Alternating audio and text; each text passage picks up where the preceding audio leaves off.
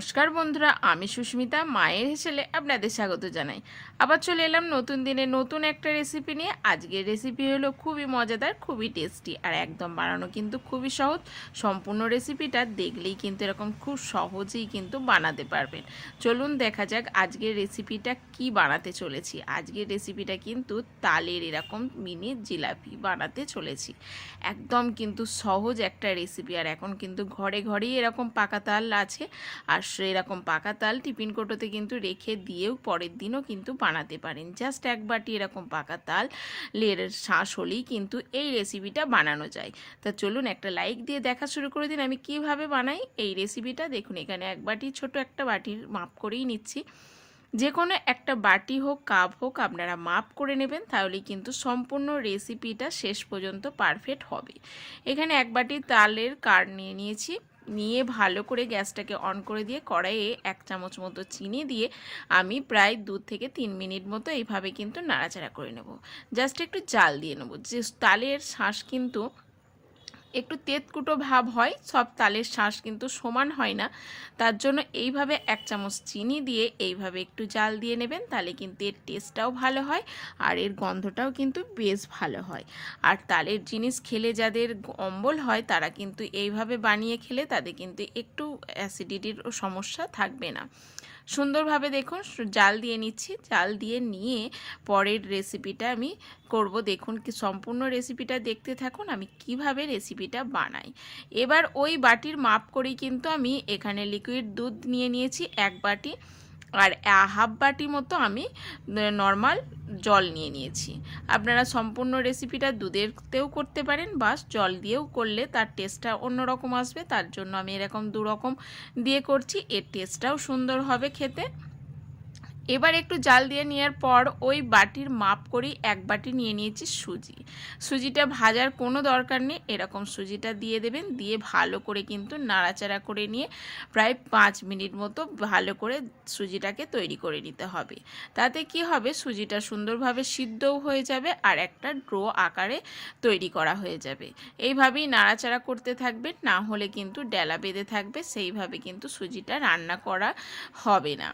এইভাবে ভালো করে নাড়াচাড়া করে নিয়ে দেখুন সুজিটা খুব তাড়াতাড়ি এরকম ডো হয়ে যাবে। সম্পূর্ণ রেসিপিটা যদি মাপ দিয়ে করেন তাহলেই কিন্তু পারফেক্ট শেষ পর্যন্ত কিন্তু সুন্দর আসবে। যে কোনো একটা বাটি হোক কাপ হোক এরকম মাপ করে নিয়ে নেবেন। আমি এখানে 1 বাটি অনুযায়ী কিন্তু রেসিপিটা বানাচ্ছি, তাতে কিন্তু জিলাপি অনেকগুলো পিসেই হবে।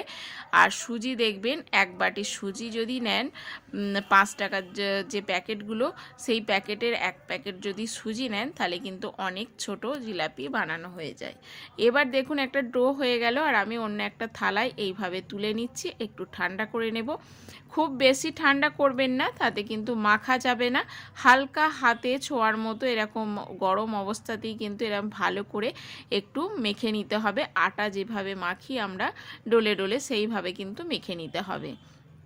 সুজির একটা দানা ভাব থেকে যায়, এইভাবে গরম অবস্থায় মেখে নিলে সুজির সেই দানা ভাবটা থাকবে না, একদম মিহি হয়ে যাবে, আটার ডোয়ের মতো হয়ে যাবে। এটা যে সুজি দিয়ে বানাচ্ছেন সেটাও কিন্তু কেউ বুঝতে পারবে না। তার জন্য এইভাবে ভালো করে একটু মেখে নিতে হবে।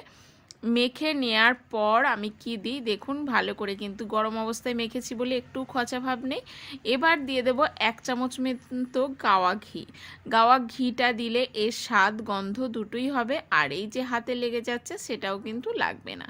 তার জন্য অবশ্যই গাওয়া ঘিটা দেওয়ার চেষ্টা করবেন। আর গাওয়া ঘি যদি হাতের কাছে না থাকে তাহলে সাদা তেলও দিতে পারেন 1 চামচ মতো। সুন্দরভাবে গাওয়া ঘিটা দিয়েও আমি ভালো করে একটু মেখে নিচ্ছি, যাতে গাওয়া ঘিটা সম্পূর্ণ সুজিটার সঙ্গে মিশে যায়। এতে একটা সুন্দর একটা ফ্লেভার আনে। যেহেতু এটা সুজির যে জিলাপি করছি তাতে একটা সুন্দর একটা ফ্লেভার আসে এই ঘিটা দিলে। এবার দেখুন সুন্দরভাবে মাখা হয়ে গেছে। এবার আমি হাতটা ধুয়ে নেওয়ার পর আমি এইভাবে জিলাপিগুলো একদম ছোট ছোট আকারের করব, খুব একটা বড় সাইজের করব না, তবে আপনারা আপনাদের সাইজ অনুযায়ী তৈরি করে নিতে পারেন। এরকম ছোট সাইজের করে নিলে দেখতে খুবই লোভনীয় হয় আর বানানো কিন্তু একদম সহজ। এইভাবে একটু ছোট্ট ডো নিয়ে হাতের তালুতে এইভাবে লম্বা করে নিলাম, আর একটা ডগা নিয়ে এইভাবে বেঁকিয়ে দিয়ে আর একটা ডগা এরকম দিয়ে দিলাম। একদম সহজ, ভালোভাবে দেখে নিলেই কিন্তু আপনারা বানিয়ে নিতে পারেন। অন্য একটা পাত্রে আমি এইভাবে সাজিয়ে নেব। প্রথমে আমি সবকটা জিলাপি এইভাবে বানিয়ে নেব, তারপরে কিন্তু আমি ভাজবো। দেখুন আবারও আপনাদের একটা করে দেখাচ্ছি, একদম সহজ একটা রেসিপি, আপনারা ভালো করে লক্ষ্য করলেই কিন্তু বানাতে পারবেন। কোনো ঝামেলা ছাড়াই একটা বানালেই দ্বিতীয়টাও ভালোভাবেই বানাতে পারবেন। দেখুন এটাও বানানো হয়ে গেল, সবকটাই সুন্দরভাবে আমার বানানো হয়ে গেছে। আপনারা দেখেই বুঝতে পারছেন কতটা লোভনীয় আর কতটা সহজ। একবার অবশ্যই এইভাবে তালের জিলাপি বানিয়ে খেয়ে দেখুন, একদম মুখে লেগে থাকবে। তালের তো অনেক রকমই রেসিপি করেন, তবে এইভাবে একবার রেসিপিটা করে দেখুন। এবার গ্যাসটাকে অন করে দিয়ে বেশ কিছুটা সাদা তেল ভালো করে কিন্তু গরম করে নিয়েছি। গরম করে নেওয়ার পর কিন্তু আমি বানিয়ে রাখা জিলাপিগুলো দিয়ে দিলাম। জিলাপিগুলো দেওয়ার সঙ্গে সঙ্গে কিন্তু খুন্তি দিয়ে নাড়তে যাবেন না, তাহলে কিন্তু গায়ে দাগ হয়ে যাবে।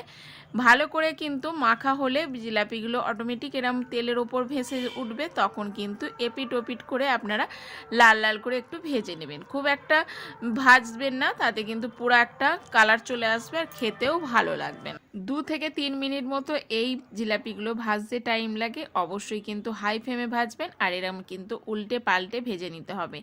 উল্টে পাল্টে ভাজলে দেখবেন গায়ের কালারটা সুন্দরভাবে আসে, তার জন্য এইভাবে কিন্তু উল্টে পাল্টে নিচ্ছি। দেখুন কতটা লোভনীয় হয়েছে এই তালের জিলাপিগুলো, এতটাই কালারফুল হয় আর এতটাই দেখতে সুন্দর হয়, আর খেতেও কিন্তু তেমনই সুন্দর হয়। একটা খেলে কিন্তু মন ভরবে না, অবশ্যই কিন্তু একটু বানালে বেশি করেই বানাবেন। দেখুন ভাজা হয়ে গেছে, আর সঙ্গে সঙ্গে কিন্তু এখানে চিনির শিরাটাও বানিয়ে নিয়েছিলাম, সেটাও কিন্তু দিয়ে দিলাম। চিনির শিরাটা বানিয়েছিলাম আমি যে বাটি করে নিয়েছিলাম তালের শাঁস বা সুজি, সেই বাটির 1 বাটি মতো চিনি নিয়েছি আর 1 বাটি মতো জল নিয়েছি। সেই চিনির শিরাটার মধ্যেই কিন্তু একটা এলাচ ফাটিয়ে দিয়েছিলাম, আর এইভাবে চিনির শিরাটা বানিয়ে নিয়েছিলাম। আর দিয়ে দিলাম আমি যে ভেজে রাখা জিলাপি, সেই জিলাপিগুলো অবশ্যই গরম যে রসের মধ্যে দিলে খুব সহজেই কিন্তু রসগুলো প্রবেশ করবে, আর খেতে কিন্তু বেশ ভালো লাগবে। বাকি যে জিলাপিগুলো ছিল সেই একই পদ্ধতিতে আমি ভেজে নেব। দেখুন আমি হাই ফ্লেমে ভেজে দিচ্ছি একে একে, আর এইভাবে কিন্তু এগুলো কিন্তু রসে টইটুম্বুল হয়ে গেছে। আর এইভাবে কিন্তু চামচ দিয়ে একটু রসগুলো ওপর দিকে করে দিলে খুব তাড়াতাড়ি রসটা প্রবেশ করে, আর বেশিক্ষণ রাখবেন না, তাহলে খুবই নরম হয়ে যাবে। জাস্ট 2 মিনিট মতো রসের মধ্যে দিয়ে দেবেন, দিয়ে অন্য একটা পাত্রে আমি তুলে নিচ্ছি। দেখুন কতটা লোভনীয় হয়েছে, একটু ভেঙেও যায়নি, আর একটু কিন্তু বেশ যেমনই লোভনীয় তেমনই কিন্তু খেতেও সুন্দর। অবশ্যই আজকের রেসিপিটা আপনাদের আশা করি খুবই ভালো লাগলো। ভালো লাগলে লাইক, শেয়ার ও কমেন্ট করতে ভুলবেন না। আর অনুরোধ রইল এইভাবে তালের জিলাপি বানিয়ে খাওয়ার, আর কেমন লাগে সেই তালের জিলাপি খেয়ে সেটা কিন্তু কমেন্ট করে জানাতে ভুলবেন না। আপনাদের এক একটা কমেন্ট আমাকে আরও নতুন রেসিপি ছাড়ার জন্য। সম্পূর্ণ রেসিপিটা দেখার জন্য ধন্যবাদ। ভালো থাকবেন, সুস্থ থাকবেন, দেখা হচ্ছে পরের রেসিপি।